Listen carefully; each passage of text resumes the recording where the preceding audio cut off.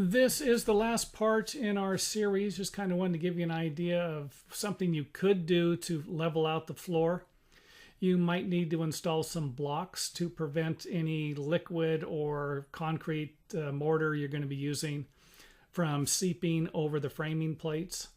If you're only dealing with something that is less than the thickness of the framing plate, then you probably aren't going to need any blocks.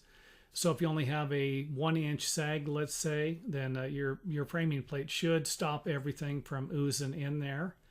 You can always use some drywall.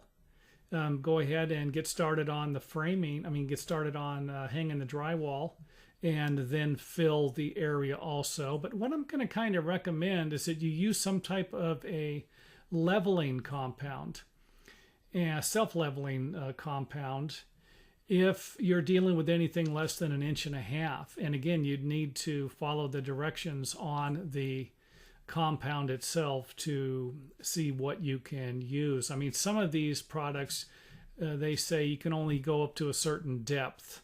And if that's the case, you might want to mix some mortar or something and flatten out some of the areas. Like if it's 1.5 inches, you might want to put 1 inch worth of mortar down or something. And again, this is kind of tricky because it's hard to get something to bond to the existing concrete and stick.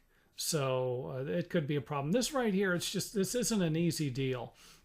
Could I recommend a product? No, because it all depends upon the damage. Remember, these videos that I make provide you with things that you can do, but they're not going to provide you with something that's going to work all the time. So keep that in mind when you are watching my videos.